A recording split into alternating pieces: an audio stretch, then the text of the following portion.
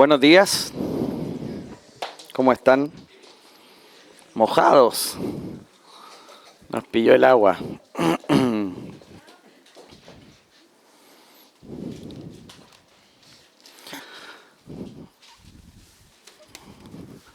Tomen sus Biblias. Vamos a continuar con el estudio de Colosenses. Esta carta maravillosa que el apóstol Pablo, inspirado por el Espíritu Santo, envía a los hermanos de Colosas. ¿Lo recuerdan? ¿Se ve la pantalla? Sí. ¿Están conmigo? ¿Sí? No me molesten por el mouse. Es el único que encontré en mi casa.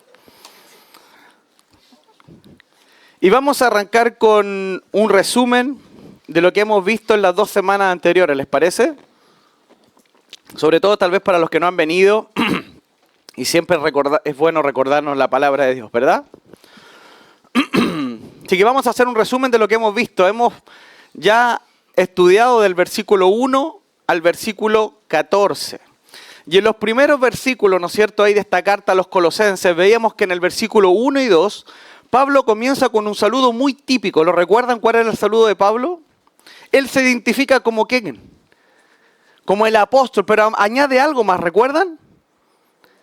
Como el apóstol por la voluntad de Dios. Pablo no se posicionó ahí porque él quiso.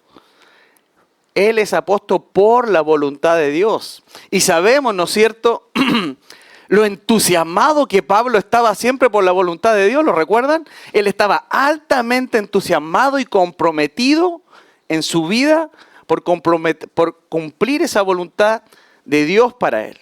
Además destaca la presencia de alguien que estaba con él. ¿Lo recuerdan? ¿Con quién estaba? Con su hermano Timoteo. El hermano Timoteo estaba con él. En el versículo 2, ¿no es cierto?, veíamos los destinatarios de esta carta. ¿Quién eran los destinatarios? La iglesia en Colosas. Los santos y fieles hermanos en Cristo que están en Colosas. Estos hermanos eran personas consagradas a Dios. Él dice que eran santos.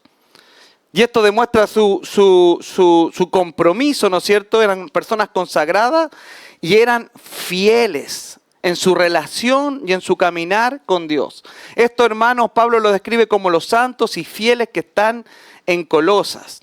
Y veíamos, ¿no es cierto?, los temas principales que vimos. Por un lado, lo primero que vimos, ¿no es cierto?, fue la oración de Pablo dando gracias por estos hermanos. Y lo veíamos ahí del versículo 3 al versículo 8. Pablo expresa gratitud a Dios por la fe, que significaba compromiso, ¿no es cierto?, y el amor de los colosenses, que demostraban el fruto del evangelio en su vida. ¿Recuerdan que Pablo decía que ese evangelio iba creciendo a diario en su vida? No era un evangelio que llegó en un momento para darle salvación, sino que ese evangelio se iba haciendo cada vez más grande en la vida de los colosenses. Él destaca, ¿no es cierto?, esta fe de los colosenses que estaba arraigada ¿en qué cosa? En el versículo 5 dice, en la esperanza que estaba reservada en los cielos. ¿Por qué estos colosenses demostraban una fe que requería un compromiso? Porque su fe estaba arraigada en esa esperanza que estaba reservada en los cielos. La mente de esos colosenses estaba allá en el reino de Dios todo el tiempo. Por eso, a causa de eso, ellos actuaban y sus vidas eran diferentes. La palabra griega, ¿no es cierto?, ahí que vimos esperanza era elpis, que indicaba una esperanza que era segura, certera. No era una esperanza incierta, era una esperanza segura, la cual alimentaba la vida diaria de estos creyentes. Qué hermoso, ¿verdad? Que esa esperanza alimente tu vida todos los días. Estos hermanos se recordaban el evangelio una y otra vez. En segundo lugar, vimos la oración, ¿no es cierto?, por los colosenses. Esta oración de Pablo por los colosenses desde el versículo 9 al 14. Vimos la oración de Pablo. Pablo ora por esta iglesia en Colosas, pidiendo ¿qué cosa? Que sean llenos del conocimiento de la voluntad de Dios. Versículo 9. Él ora para que estos hermanos sean llenos, completos del conocimiento de la voluntad de Dios. Y en este contexto, esa llenura tenía el sentido de ser completo. Todo su ser. No era solo un conocimiento, una llenura intelectual del Señor, sino más bien era un conocimiento experimental y relacional con Dios. No que solo tengan un conocimiento aquí, sino que experimenten y se relacionen con este conocimiento que tenían de Cristo y del Señor. Además pide a Dios, ¿no es cierto?, que estos hermanos crezcan.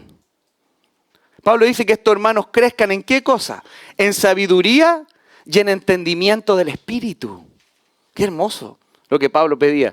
Que ellos crezcan en sabiduría y en entendimiento del Espíritu. Lo que apuntaba a vidas transformadas por el Espíritu Santo. También se enfatiza cómo Dios, ¿no es cierto?, ha rescatado a estos colosenses del dominio, del poder de las tinieblas y los ha trasladado al reino de su amado Hijo, en quien tenemos redención por su sangre, el perdón de pecado, dice. Este poder de Dios a través de la obra de Cristo, dice que fue capaz de sacar a estos colosenses y a los creyentes, rescatarlos de la potestad de las tinieblas y trasladarlo a otra posición. ¿A dónde? En el reino de su amado Hijo, en quien tenemos redención por su sangre, dice Pablo, el perdón de nuestros pecados. Y hoy vamos a estudiar del versículo 15 al 20. ¿Ok? Hasta ahí el resumen. Así que tal vez podemos pensar que son pocos versículos, ¿no es cierto? Pero son altamente profundos. Y espero que Dios nos ayude para poder terminar todo el estudio del día de hoy.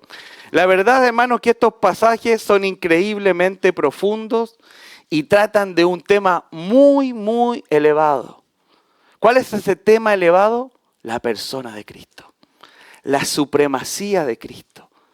Es algo que nos cuesta mucho cada vez que nos sumergimos en la persona de Cristo poder entender realmente quién es Él. De hecho, estos pasajes que vamos a leer y a estudiar hoy día es el núcleo de la carta.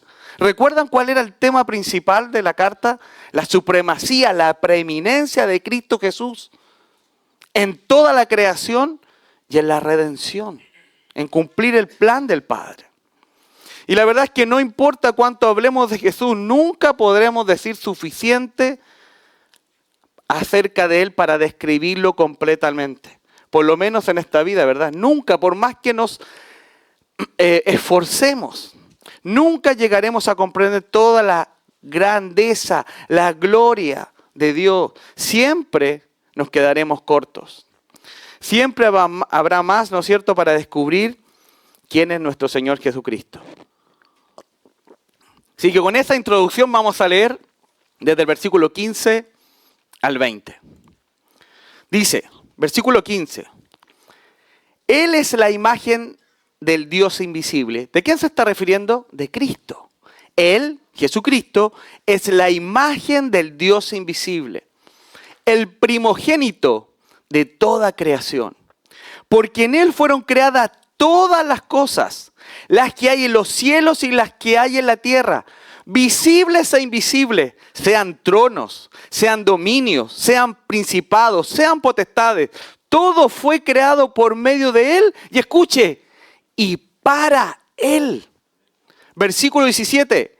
Y Él es antes de todas las cosas, y todas las cosas en Él subsisten. Y Él es la cabeza del cuerpo que es la iglesia. Amén por eso. El que es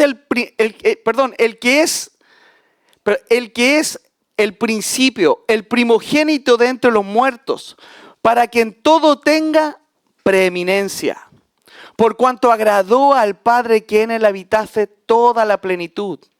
Y por medio de Él reconciliar consigo todas las cosas. Así las que están en la tierra como las que están en el cielo. En la tierra como en el cielo, haciendo la paz mediante la sangre de su cruz. Oramos, hermanos, y les puedo pedir un favor. ¿Pueden orar por mí y yo oro por ustedes? Para poder que el Señor nos ayude a entender todas estas porciones, ¿me parece? Padre, en el nombre de Jesús, te damos tantas gracias por tu palabra leída. Te pido, Señor, que tu Espíritu Santo nos pueda enseñar hoy día. Saca cualquier estorbo humano, cualquier distracción para lo que tú nos quieres comunicar. Sabemos que tu palabra es demasiado profunda, pero tú, Señor, prometes que tu Espíritu Santo nos llevará a toda la verdad. Guíanos en esta mañana para poder escuchar atentamente tu palabra y poder hacerla práctica en nuestra vida. Oramos en el nombre de Jesús. Amén. Muy bien. Recordemos, hermanos, que Pablo acaba de mencionar en el versículo 14, que habíamos estudiado, ¿no es cierto?, la semana pasada, que nosotros fuimos redimidos por medio de la sangre de Cristo. Y el Padre nos libró, dice, del poder o de la potestad de las tinieblas y nos ha trasladado al reino de su amado Hijo. Ese es el contexto, eso es lo que venía diciendo Pablo. Pero ahora Pablo quiere mostrar una característica o la grandeza de Cristo. Él quiere explotar, ¿no es cierto?, este mensaje y concentrarse en la persona de Cristo en algunos aspectos que vamos a ver que se describen en esta carta. Y vamos a hablar de dos, de cierta forma, grandes paraguas o dos grandes sombrillas de 9 características que vamos a ver acerca de Cristo en estos pasajes que acabamos de leer. Por un lado, va a hablar de la supremacía de Cristo en la creación, en un sentido general. Pero por otro lado va a hablar de la supremacía de Cristo sobre la redención, haciendo una especie de foco en la iglesia, en la obra de redentora de Cristo. Pablo, ¿no es cierto?, presentará una descripción profunda de Cristo donde se resaltan, ¿no es cierto?, 9 características especiales, ¿no es cierto?, de la naturaleza y de la obra de Cristo. Y lo vamos a leer bien rápido. Yo traté de agruparlos para que después, si quieren, pueden anotarlos y recordarlos en la casa. Por un lado, hablamos de la supremacía de Jesucristo sobre la creación. Y vamos a ver, ¿no es cierto?, acerca de la imagen de Dios invisible, el primogénito de toda la creación, creador de todas las cosas, el propósito de la creación es Cristo, la preeminencia y sustentador del universo es Cristo. Y por otro lado, el otro gran paraguas habla de la supremacía, ¿no es cierto?, de Jesucristo sobre la redención. Y ahí nos dirá que Cristo es la cabeza de la iglesia, el principio y el primogénito de los muertos, hablando acerca de la resurrección. En el versículo 19 nos dirá que toda la plenitud de Dios habita en Cristo. Y en el versículo 20, que Él es el reconciliador, ¿no es cierto? O Él es el que produjo la reconciliación entre el mundo caído y Dios. Estos pasajes muestran una clara y contundente respuesta, hermanos, para aquellos que niegan la deidad de Jesucristo. Y vamos a iniciar, ¿no es cierto?, en el versículo 15, viendo acerca de la supremacía de Jesucristo sobre la creación. Vamos a ver esta primera característica. Verso 15, dice, y Él es la imagen del Dios invisible. En primer lugar, se nos dice que Él, Jesucristo, es la imagen del Dios invisible. Esto quiere decir que Cristo es la manifestación visible de Dios, el cual nadie puede ver, porque Dios, ¿qué es? Dios es espíritu. Nadie puede ver a Dios porque Dios es espíritu. Encontramos un montón de pasajes en el Nuevo y en el Antiguo Testamento declarando que Dios es espíritu. Esta palabra que se enfatiza acá, imagen, es la palabra griega icon, que significa una representación exacta. ¿Me siguen? Significa una representación exacta. Es una representación perfecta de eso a lo cual se le está vinculando o se le está comparando. En este caso, Cristo es la representación exacta de lo que es Dios. Eso es lo que está queriendo decir Pablo acá. Cristo, esta imagen, es la representación exacta de lo que es Dios. Y no se refiere a una imagen física de Dios el Padre, sino que Cristo es la representación perfecta, completa, plena de la esencia de Dios, del carácter de Dios y de los atributos de Dios. No es que Cristo sea una foto del Padre, no. Él es la presentación completa de esa esencia de Dios, del carácter y de esos atributos que Dios tiene. ¿Por qué? Porque Dios Hijo también los tiene. Cristo tiene todos los atributos de Dios el Padre. ¿Por qué? Porque Cristo es Dios. Cristo es el divino Hijo de Dios. Y en este caso estamos hablando de un vínculo perfecto entre el Padre y el Hijo. Pablo está presentando acá a los colosenses una descripción profunda de Cristo, donde se resalta que Jesucristo expresa de manera perfecta, completa y poderosa esa imagen de Dios. La imagen, el carácter y el propósito de Dios es revelado a través de Cristo. Jesucristo expresa absolutamente, hermano, todo del Padre. Absolutamente todo de Él lo expresa Jesucristo. Ahora, la pregunta que debemos hacernos es, ¿cómo puede ser posible esto? ¿Cómo puede ser posible que Jesucristo sea la expresión perfecta del Padre? ¿Cómo Cristo puede ser posible que Cristo sea esta representación perfecta, completa del Padre? ¿Cómo puede ser posible? La respuesta es solo una. Porque Jesucristo es Dios. Jesucristo no es nada menos que Dios. Y hermano, eso tiene que quedar clarísimo en esta mañana. Jesucristo es el divino Hijo de Dios. Él es Dios. Por eso Él les puede expresar plenamente al Padre. Si Él no fuera Dios, entonces no podría haber sido esa imagen visible del Dios invisible. Como le decía, esa palabra imagen no significa que Jesucristo es una foto de Dios. Jesucristo no es solo parecido a Dios, sino que Jesucristo es Dios. Juan nos aclara esto en Juan capítulo 1, versículo 1, ¿lo recuerdan? ¿Recuerdan que lo leímos muchas veces? ¿Cómo decía? En el principio era el Verbo y el Verbo era con Dios. ¿Y qué más decía? Y el Verbo era Dios.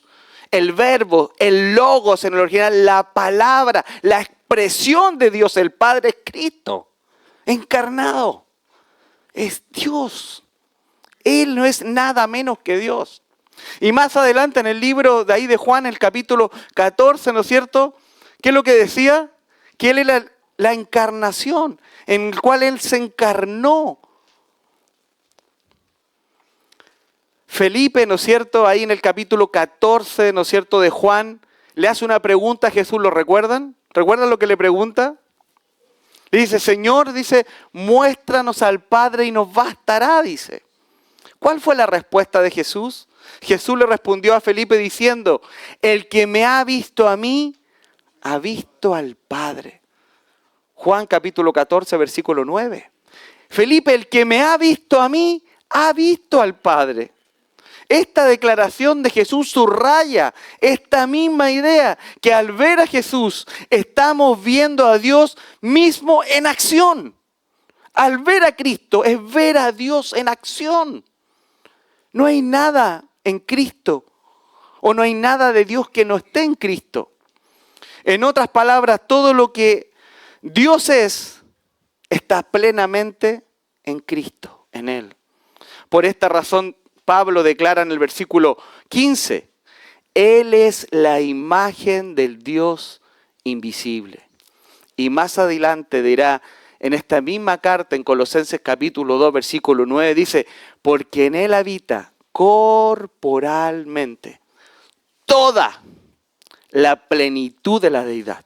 ¿Escucharon? En Él habita toda la plenitud de la deidad. ¿Y todo qué es? En absoluto. Todo de Dios habita en Cristo. Juan capítulo 1, versículo 18 dice, a Dios nadie le vio jamás.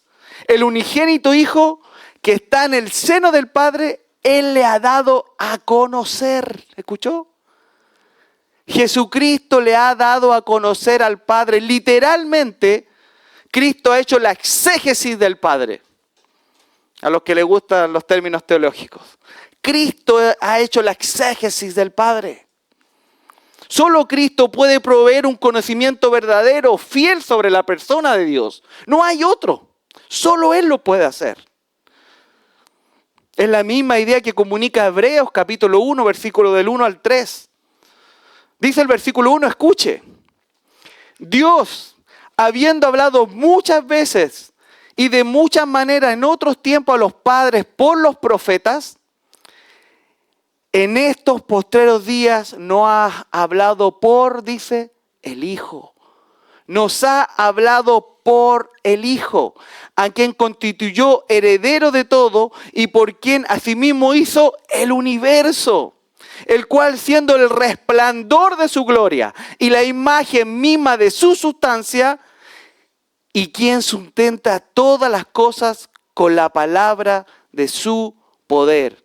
Este versículo señala claramente que Jesús no solo es un reflejo de la gloria de Dios, no solo es un espejo, no solo es un reflejo, sino que Cristo es la representación exacta y perfecta de Dios, el Padre.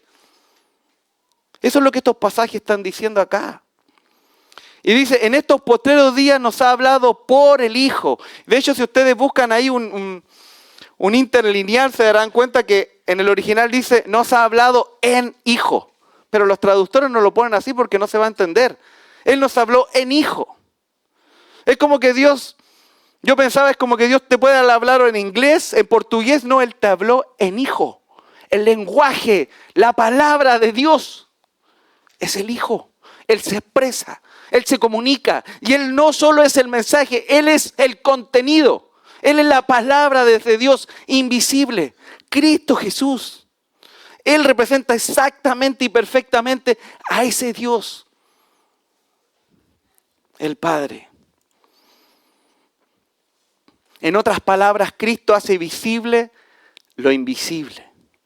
Como seres humanos, ¿no es cierto?, estamos limitados y nunca podemos entender completamente a Dios. Sin embargo, Cristo hace visible lo invisible de Dios. ¿Recuerdan lo que dice Juan, capítulo 1, versículo 18? Dice, a Dios nadie le vio jamás. Nadie le vio jamás. El unigénito Hijo que está en el seno del Padre, Él, Jesucristo, le ha dado a conocer al Padre. Cuando Cristo entró en el mundo por medio de su encarnación, hizo visible a Dios. Jesús hizo visible a Dios mostrando su amor, su gracia, su verdad, su poder, su compasión, su justicia. En forma que los hermanos podamos entender a Dios. Y aquel verbo fue hecho carne, dice Juan 1, versículo 14, y habitó entre nosotros. Y dice, y vimos su gloria, dice Juan, gloria como del unigénito del Padre, lleno, completo, exhaustivo. Cristo es el superlativo de Dios, no hay ni una expresión más grande que el nombre de Él, Cristo. Lleno de gracia y de verdad, lleno de gracia y de verdad. Jesús no solo refleja a Dios, sino que lo revela plenamente a nosotros. Y miren, antes de pasar al otro punto, quiero ver si puedo ilustrar esto. Y pasamos al siguiente característica. Y de paso, cuando hacemos una ilustración, no representa plenamente al objeto ilustrado, ¿ok? Pero imaginen, pongan en su cabeza un rompecabezas. ¿Lo tienen? Pongan en su cabeza. Y ese rompecabezas no está completamente armado. Faltan piezas. Y usted está ahí y no logra ver esa imagen completa. Porque faltan piezas, está incompleto ese rompecabezas. Ahora imagínense que en ese momento llega alguien y te trae la caja. Y tú tomas esa caja y ves que en la tapa se muestra la imagen perfecta y completa de ese rompecabezas. Todo cambia en ese momento. De repente todo cobra sentido. Porque ahora sí puedes ver esa imagen completa de eso que no logras ver en ese rompecabezas. ¿Me siguen? Bueno, Dios es ese rompecabezas. Es esa imagen completa, pero que a ti te faltan piezas por nuestras limitaciones. Y Jesucristo es esa tapa que hace visible completamente. Y tú ves la tapa y ¡wow! Dices. Puedes ver cómo es ese rompecabezas, aunque te faltan piezas. Jesucristo es la imagen visible del Dios invisible. ¿Me siguen? Perfecto. Pasemos al segundo característica. Lo segundo que debemos ver de Cristo es que Él es el primogénito de toda la creación. El primogénito de toda la creación, verso 15. Y Él es la imagen del Dios invisible, el primogénito de toda la creación. Esta palabra primogénito, hermanos, no está señalando que Cristo fue creado, no. Como si fuera el primero en ser creado. Cristo no fue creado, es decir, Él no fue parte de la creación. La palabra primogénito en el original griego no debe interpretarse de manera literal en este contexto, como si indicara que Jesús fue creado o que es el primer ser creado. No se interpreta así. Recuerden Juan 1:1, en el principio era el verbo. Y fíjense que dice, en el principio era el verbo, no dice desde el principio, dice en el principio ya estaba el verbo. Juan dice, en el principio existía el verbo. El verbo no fue creado, Jesucristo, el verbo no fue parte de la creación. Es un error, es una herejía y no tiene fundamento bíblico pensar que Cristo fue creado. Por eso no debemos tomar esta palabra, ¿no es cierto?, que sale aquí, primogénito, como el primer objeto creado. La idea que Jesucristo haya sido creado es una herejía, hermanos, y no tiene ningún fundamento bíblico. Cuidado con eso. Lo que Jesús está diciendo es que cuando el mundo empezó a existir, el verbo Jesucristo ya existía. Ya existía. Antes de que hubiera espacio, antes de que hubiera materia, antes de que el tiempo comenzara a ser contado, el verbo, el logo de Dios ya estaba presente. ¿Por qué? Porque Él es eterno. Él no tiene principio ni fin. Él es el alfa y el omega. Y Él es todo lo que está además entre el alfa y el omega. La primera letra del alfabeto griego y la última. Él es el principio y el fin. Él es eterno. Nunca piense que Cristo tuvo un inicio. Nunca. Él es el eterno Hijo de Dios. Cristo Jesús existe desde la eternidad pasada, fuera del tiempo y del espacio. Su existencia ha sido desde siempre, hermanos. Debemos recordar que cuando nos referimos a Jesucristo, el verbo, no podemos aplicarle el tiempo. No podemos aplicarle el tiempo. Porque Él siempre ha estado. Él vive en un presente continuo, eterno, fuera del tiempo.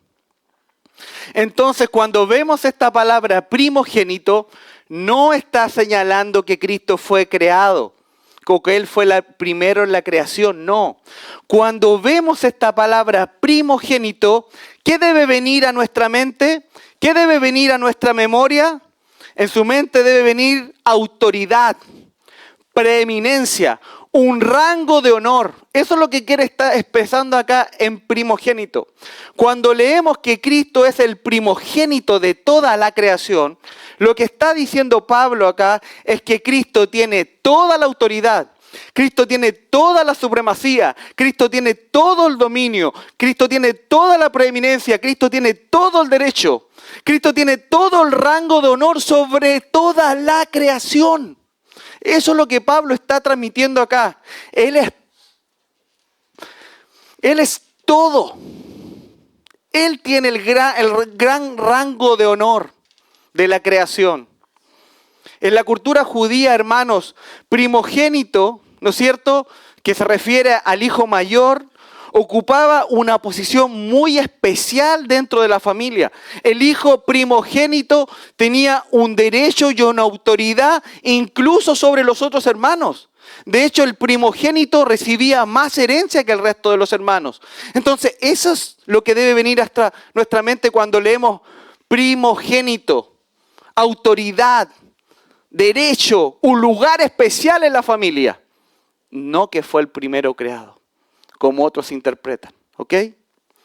Entonces Pablo no está diciendo que Jesús fue creado, sino que Cristo tiene preeminencia y autoridad suprema sobre toda la creación. Entonces, al decir que Cristo es el primogénito de toda la creación, está diciendo que Cristo es el Señor de todo.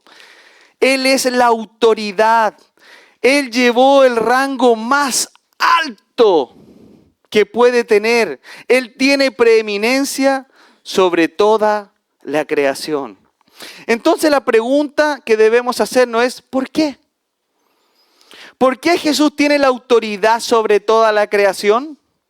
La respuesta está en el versículo 16, escuche. Porque en Él fueron creadas todas las cosas, las que hay en los cielos y las que hay en la tierra, visibles e invisibles, sean tronos, sean dominios, sean principados, sean potestades.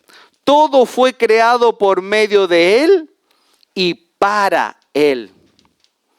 Y esto nos lleva a nuestra tercera descripción. Cristo es el creador de todas las cosas. ¿Escuchó? Cristo es el creador de todas las cosas.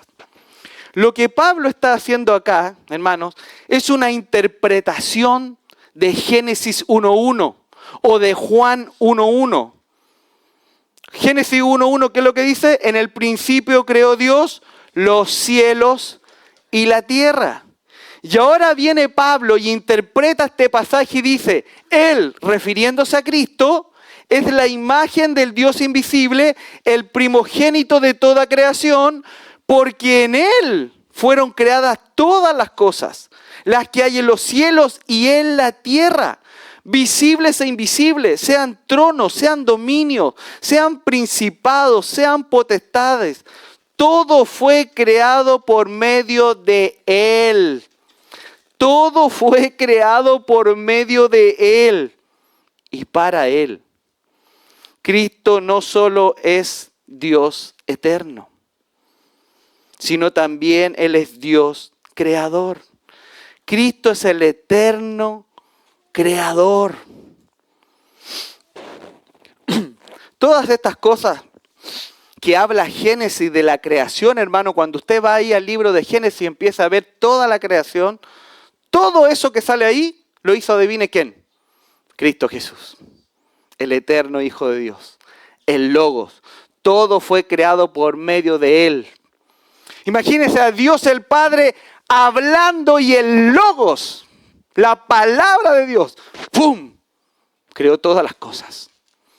Cristo es el agente creador de Dios, el creador, el que materializó todo el plan de Dios. Cuando Dios el Padre en Génesis capítulo 1, versículo 3 dice, pronuncia la palabra, sea la luz, el Logos, en un instante, hermano, creó todas las estrellas del universo. Todas. Incluyendo nuestro sol, que también es una estrella. Todas en un instante. Él creó todas las estrellas del universo. Miren, Compartí esta mañana con Jorge, de ahí se los voy a presentar. Y pensaba en esto, de que el logo era este agente creador del universo. Y busqué una imagen y solo quiero mostrar un ejemplo porque quiero ver si logramos dimensionar a este agente creador que es Jesucristo. Y esta es solo una pequeña demostración, hermanos, de la grandeza de Cristo. Y debemos entender frente a quién estamos. No es el Dios de bolsillo. No es mi Cristito. ¿Se entiende? Es el creador del cielo y el universo. ¿Ven esa imagen? ¿Sí? ¿Se ve o no? Yo pensé que estaba. ¿Se ven? Esa imagen es una foto tomada, ¿no es cierto?, ahí en la NASA. La tomé de internet, ¿no es cierto? De una galaxia llamada Remolino. Es la galaxia llamada Remolino. Y es una galaxia, ¿no es cierto? Es una de las galaxias más lejanas del planeta Tierra. Muy, muy, muy, muy lejana. ¿Saben a cuánta distancia está del planeta Tierra esa galaxia? ¿Quieren saber? Escuchen. Está a una distancia de 31 millones de años luz de distancia. ¿Escuchó? 31 millones de años luz de donde estamos ahora. O sea, 31 millones de años luz del planeta Tierra. ¿Saben cuánto es eso? Mucho. Mucha distancia. Y tal vez veo a algunos como que tal vez esto no los impresiona. 31 millones de años luz de distancia. Recuerden, porque en Él fueron creadas todas las cosas, las que hay en los cielos y las que hay en la tierra. Y Génesis 1, versículo 3 dice, y sea la luz, y la luz fue hecha. En un instante. ¿Podemos entender un poquito la grandeza del Señor? Todas las estrellas del universo fueron creadas por Jesús, encendidas en un mismo instante. Adivinen a qué velocidad. 300.000 kilómetros por segundo. Esa es la velocidad de la luz. 300.000 kilómetros por segundo. Dios creó las estrellas y se encendieron a una velocidad de 300.000 kilómetros por segundo. Todas ellas.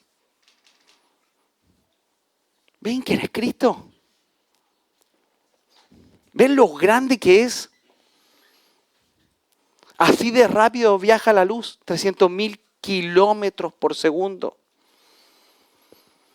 Ahora, ¿saben cuánto puede recorrer la luz en un año completo? ¿Cuánto puede recorrer la luz en un año completo? Habría que tomar todos los segundos de un año y multiplicarlo por esta velocidad. ¿Saben cuánto es? En un año completo la luz puede recorrer 9,46 trillones de kilómetros. ¿Escucharon? La luz puede recorrer en un año 9,46 trillones de años. Esa es mucha distancia. Entonces, cuando empezamos a navegar por las galaxias de Jesús, los kilómetros ya no sirven como unidad de medida. Cuando te empiezas a pasear por el jardín de Jesús ahí en la galaxia, los kilómetros ya no sirven. Por eso la NASA lo expresa en años luz. Necesita una medida más grande. Más grande, y aún así, ¿ven la cantidad de millones y trillones? Por eso se usa la terminología años luz. En un año, la luz recorre 9,46 trillones de kilómetros. Por esta razón, si alguien quisiera viajar a esta galaxia Remolino, pudiera viajar, y si pudiera viajar a la velocidad de la luz, ¿no es cierto?, le llevaría 31 millones de años luz. Y si quieres saber cuántos kilómetros es recorrer todo eso en un año, solo tiene que multiplicar 31 millones por 9,46 trillones de kilómetros. El resultado serían todos los kilómetros que usted debería recorrer para llegar a una galaxia, la galaxia Remolino.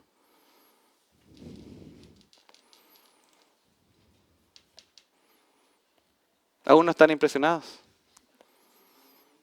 ¿Saben cuántas estrellas tiene esta galaxia?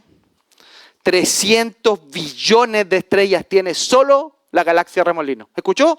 300 billones de estrellas. Y los astronautas, iba a decir.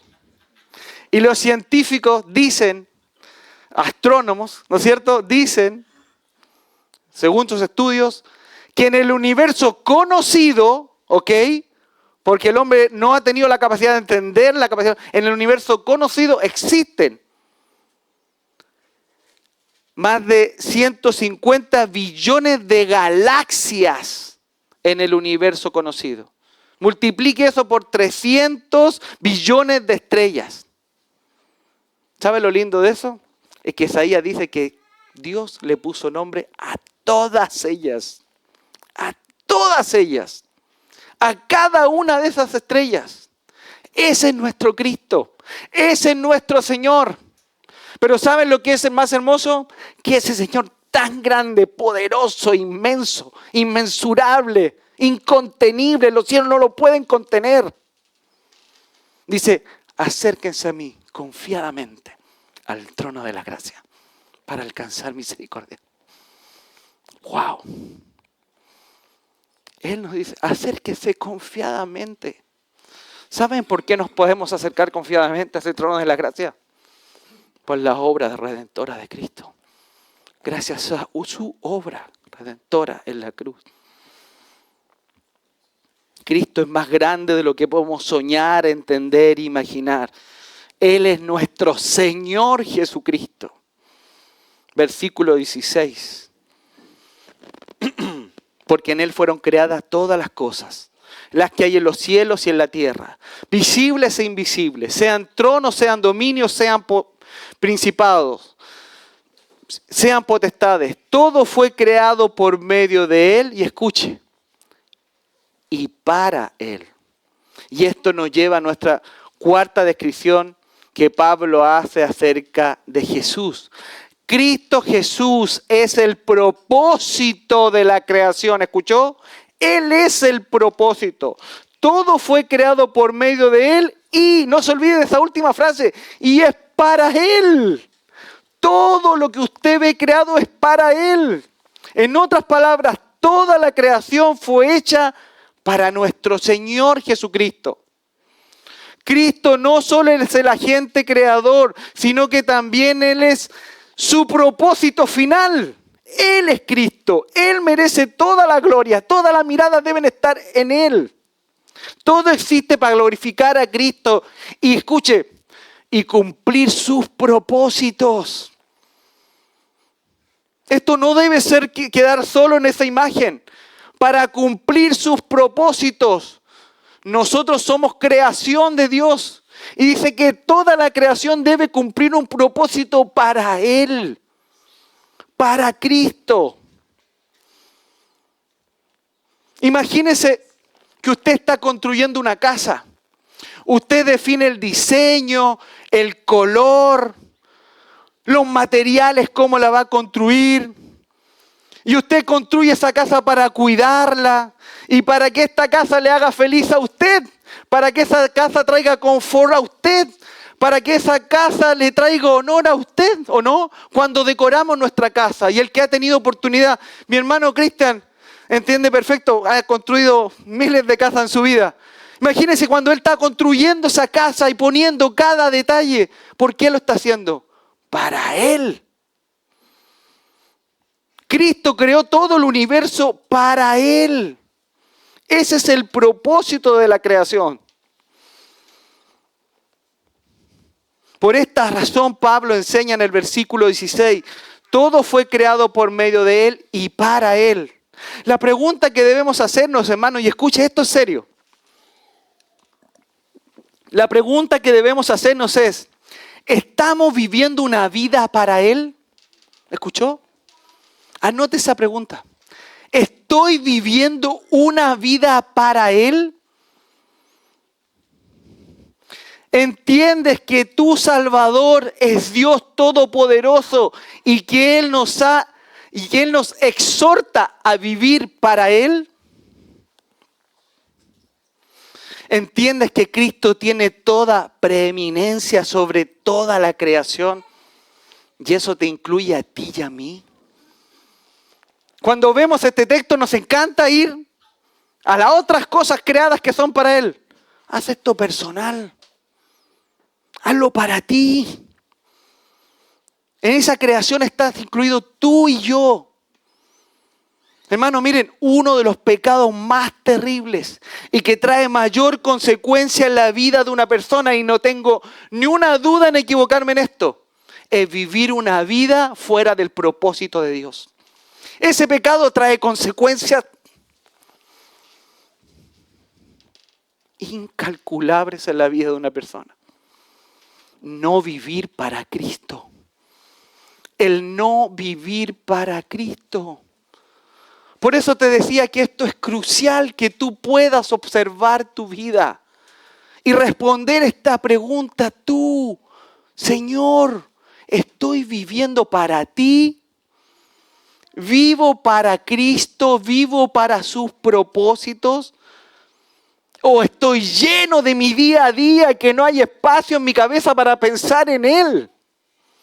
Y estoy ahí todo el día corriendo en esa rueda de ardilla, alcanzando cosas creadas. Cuando en realidad deberíamos contemplar al Creador, el cual creó todo para Él. Y nosotros estamos incluidos en ese propósito. Es más, nosotros somos el corazón de ese propósito. Nosotros. ¿Se imaginan el ejemplo de la casa? Que la casa quiera tener otro color y las habitaciones que ella quisiera tener, y que la casa no fuera agradable a mí cuando yo la creé. Y yo soy el que la cuido, la sustento, el que pago las cuentas. Y que la casa tuviera otro propósito, el propósito del vecino. No, hermano, salgamos de ese error. Que el Espíritu Santo de Dios nos ayude a comprender esta verdad. Hermano, esto es central en la vida del creyente. Central, ¿escuchó? Central, este es el núcleo. Todas sus motivaciones saldrán desde aquí. Si usted decide hoy decir, Señor, perdóname, porque no he estado viviendo una vida para ti, y usted cambia el rumbo, puede acercarse confiadamente al trono de la gracia, y Él le dará dirección a tu vida. Y dejarás de añadir consecuencias negativas a tu vida. Cuando estamos fuera de la voluntad de Dios, lo único que hacemos es invitar al enemigo a destruir nuestra vida. Ven, destruye mi vida. Pero uno no se da cuenta. Estamos cegados por este mundo. Pero tenemos la palabra de Dios aquí, esta mañana. Subraya ese versículo. Tómelo para usted y diga, Señor, quiero vivir para ti de hoy en adelante. Quiero que mi familia, mis propósitos, mis trabajos, mi administración, mis finanzas, todo mi ser, mi fibra sea para ti. Por eso Pablo decía, ya no vivo yo, decía Pablo. Ahora Cristo vive en mí. Eso es lo que entendió Pablo. ¿Estamos viviendo para Él? ¿Estamos haciendo su voluntad? Recuerde la oración de Pablo ahí a la iglesia en el versículo, a esta misma iglesia, lo vimos la semana pasada, creo. Versículo 9 dice, no cesamos de orar por vosotros. Escuche, Pablo y Timoteo, no cesamos de orar por vosotros y de pedir que seáis llenos del conocimiento de la voluntad en toda sabiduría y inteligencia espiritual. ¿Ve la oración de Pablo? ¿Ve que todo tiene coherencia en el mensaje que el Espíritu Santo está transmitiendo acá? Entonces recuerden esta palabra, inspirada por el Espíritu Santo. Todo fue creado por medio de Él y para Él. Continuemos, versículo 17. Donde pasamos a la característica número 5 de Jesús. Y creo que vamos a quedar debiendo el resto. Donde Cristo es preexistente y sustentador del universo. Versículo 17. Cristo es preexistente y sustentador del universo. Versículo 17. Y Él es antes de todas las cosas. Y ya hablamos de esto. Jesús es el eterno Hijo de Dios. Jesús no tiene un comienzo porque Él es eterno. Él es antes de todas las cosas. Y continúa diciendo, y todas las cosas en Él subsisten. Esta palabra, subsisten, tiene el sentido de mantener unidas todas las cosas. Eso es lo que quiere expresar en el original. Es algo que tiene unida todas las cosas. Es algo que tiene consistencia. Es algo que mantiene juntas todas las cosas. Y no solo las mantiene juntos, sino que Él es como el pilar, el sustento de todas las cosas. Pablo está diciendo, Cristo no solo es el creador del universo, sino que Él es quien mantiene fusionado y en funcionamiento el universo. ¿Me explico? Él es la amalgama que mantiene todo unido. De hecho, los científicos, una de las cosas que no han podido responder hasta el día de hoy es cómo no salimos todos volando. No saben explicar que hay una energía que mantiene todo el universo unido, en armonía, como una bicicleta bien aceitada. No lo pueden entender. La iglesia sí puede entenderlo, porque tenemos su palabra. Cristo Jesús es el que hace eso. Él es el sustentador. En Él subsisten todas las cosas. Es el poder de Cristo que mantiene esta cohesión y el orden del universo. El Señor Jesucristo es el pegamento, hermanos, que mantiene todas las cosas unidas. Y además Él es el sustentador de todo el universo. Si el universo, hermanos, fuera un edificio, imagínense un edificio gigante con muchos e infinitos pisos. Jesús sería ese arquitecto y constructor de ese edificio, pero a su vez Él sería la columna principal de ese edificio. ¿Me entiende? No solo el arquitecto, no solo el constructor, sino que además Él es el que sustenta, esa columna que sustenta. ¿Ven esa columna que está aquí? Si sacan esa columna, esto se viene todo abajo, ¿sabían? Esa columna está ahí domingo tras domingo y día tras día, sosteniendo este edificio. Algo así es Cristo. El sustentador de todo, el que mantiene cohesionado todo.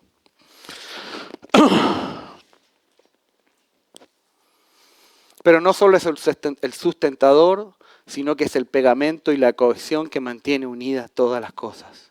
Él es el que mantiene todas las moléculas del universo unidas en este mundo. Y de paso, Él también es quien mantiene unidas, hermano, todas las células de nuestro cuerpo. ¿Saben que nuestro cuerpo, si no hubiera esta energía, las células se saldrían volando? Y de hecho, una curiosidad que se las quiero mostrar. Hay una curiosidad de nuestro cuerpo, y es, en nuestro cuerpo hay una proteína, y tal vez algunos de ustedes la han escuchado, se llama laminina. ¿La han escuchado? Laminina es una proteína que es como un pegamento que mantiene unidas todas las células del cuerpo. La proteína, ¿no es cierto? Esta minina proporciona soporte y unión entre las células. En otras palabras, la minina es un pegamento especial que nos ayuda a mantener al cuerpo humano unido, conectado completamente a nuestro cuerpo humano. Sin la minina, hermano, las células no podrían estar organizadas y juntas. No podríamos. Necesitamos esa proteína. Ahora, ¿saben quién colocó esa proteína en nuestro cuerpo? ¿Quién colocó esa proteína en nuestro cuerpo? Nuestro Señor Jesucristo. Nuestro Señor Jesucristo. El versículo 17 dice, y Él es antes de todas las cosas, y todas las cosas en Él subsisten, están cohesionadas, están pegadas, están unidas, están sujetas. Cristo mantiene la cohesión y el orden celular de nuestro cuerpo a través de esta proteína llamada laminina. Él lo hace. Ahora, ¿quieren saber cómo es esa minina? ¿Quieren verla? ¿Cuál es la forma que ella tiene? Esto es una curiosidad, miren. Así es la forma de la minina. Y si uno la puede ver en un microscopio, se ve algo así. Es solo una curiosidad.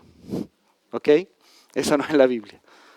Pero qué curioso que esa proteína que se encarga de mantener todo el cuerpo unido tenga esa forma, la forma de la cruz de Cristo. Él es antes de todas las cosas y todas las cosas en Él subsisten. Literalmente todas las cosas se encuentran en Cristo cohesionadas, está diciendo Pablo. En otras palabras, sin la acción preservadora de Cristo, este universo dejaría de ser un cosmos para convertirse en un caos. Sin la presencia de Cristo, todo se convendría en un caos. Él es el sustentador sobre toda la creación. Y aquí terminamos nuestro primer encabezado, sobre la supremacía de Jesucristo sobre la creación, de una manera general. Ahora déjenme decirle una palabra de aplicación, hermanos. No trate, hermano, le voy a repetir, no trate de buscar en las cosas creadas lo que puede encontrar en el Creador. No trate, no se esfuerce en buscar en esas cosas creadas la felicidad para su vida que solo se encontrará en Cristo Jesús. Solo Él puede producir ese gozo inagotable en su vida. No cambie las lentejuelas y el brillo por el oro puro, hermano. No lo cambie. Todo lo que tu alma y mi alma necesita, hermano, está en Cristo, quien creó y sustenta todas las cosas. ¿Vieron todo lo que Cristo hizo en la creación? No es para que tú y yo nos lancemos, nos esforcemos e ir a buscar la felicidad en esas cosas. No, porque nosotros fuimos creados para Él. Y solo en Él encontraremos la felicidad y el gozo supremo y pleno, ¿no es cierto? No en otra cosa. Ahora, después de esta toma ampliada, ¿no es cierto?, acerca de la supremacía de Cristo en toda la creación, Pablo realiza ahora una especie como de primer plano para enfocarse de lleno en el versículo 18 en adelante para expresar la supremacía de Cristo sobre la redención. Pero se me acabó el tiempo. Así que vamos a tener que seguir la próxima semana. ¿Ok? Solo un repaso. Y ahí está el apunte. Si le quieres fotografiar, después me lo piden. Hermanos, Jesucristo es preeminente en toda la creación. Él es la imagen del Dios invisible. Primogénito de toda la creación. ¿Qué significaba eso? Que Él tiene la autoridad suprema sobre la creación. Creador de todas las cosas. ¿Recuerda la galaxia Remolino? Creador de todas las cosas. Él es el propósito de la creación. Y Él es preexistente y sustentador del universo completo, hermanos. Nuestro Señor Jesucristo, ese tremendo y gran Dios que tenemos. Hermanos, un día llegó el Evangelio a nuestra vida. ¿No es cierto? ¿Lo recuerdan? ¿Recuerdan ese día? Cuando caímos en sus pies. Cuando esas escamas de los ojos se abrieron. Cuando la luz del Evangelio enlumbró nuestra vida, si podemos ver a Cristo Jesús. ¿Se acuerdan cómo vivía esa emoción de entender quién era Cristo? Hermano, viva así todos los días de su vida. Tal vez muchos ya llevan años en el Evangelio. Es bueno recordarse quién es Cristo y quiénes somos nosotros. Esto debería llamar a varias cosas. Por ejemplo, a temer a nuestro Dios. A tener un temor reverente a nuestro Dios. Entendiendo quién es Él y quiénes somos nosotros. Esto debería llamar a la vida de cada creyente a la obediencia a Cristo. Pero también, hermanos, debemos entender una cosa. Ese Dios poderoso que sustenta todo el universo, que es creador y preexistente y Él tiene la preeminencia sobre todo, Él tiene todos los recursos del cielo para ustedes. ¿Lo sabía? Todos. Hermano, acuda a Él en medio de la angustia. ¿Por qué está luchando solo? Busque a Cristo en la intimidad. Búsquelo a Él. No simplemente para que lo saque de los problemas, que puede hacerlo, gloria a Dios por eso, pero que lo ayude en ese proceso por el que usted está pasando. Usted no viva ese proceso solo. Ese Dios inmenso quiere estar con usted de manera cercana. De manera cercana. Ese Jesús que vimos en Juan, ¿recuerda? El que daba vista a los ciegos, el que miraba a las multitudes con compasión, el que daba de comer, el que estaba para servir. Ese es nuestro Dios, ese es nuestro Jesús. Y debemos ir a Él todo el tiempo, cuando las cosas andan bien y cuando las cosas andan mal. No viva solo, no maneje su vida bajo sus propios conceptos predeterminados. No viva con sus propios lentes viendo las cosas. Póngase los lentes de Dios.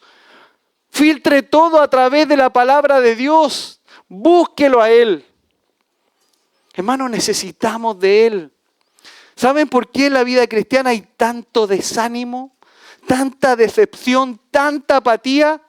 Porque nos olvidamos de contemplar a Cristo. Porque lo contemplamos una vez cuando llegamos al Evangelio y después nunca más lo hicimos. Llegamos a Cristo por gracia y ahora creemos que podemos vivir en nuestra fuerza.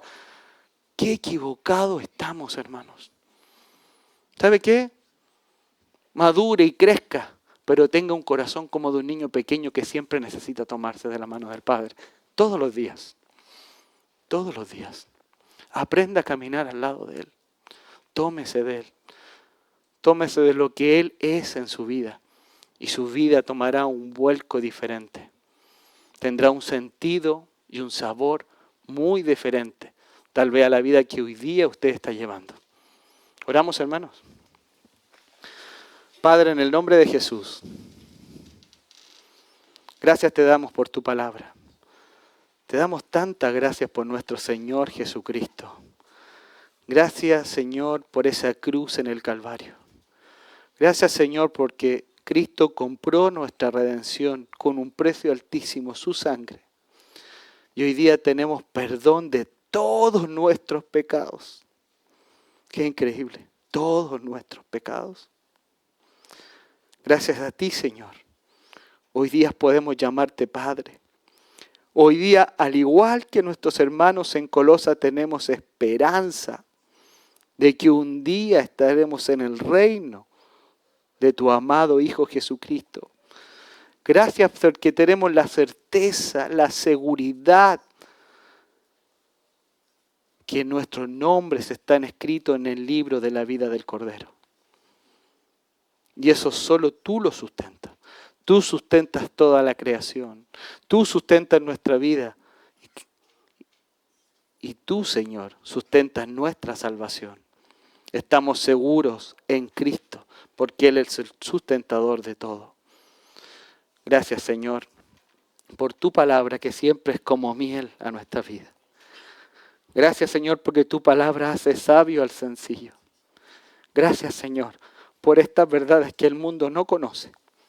Ayúdanos a apreciar estas verdades, a apreciarlas como el oro puro, a buscarlas como la miel, como decía nuestro hermano Zanón, a buscarla como el pan diario que necesitamos para nuestro sustento espiritual y de nuestras almas.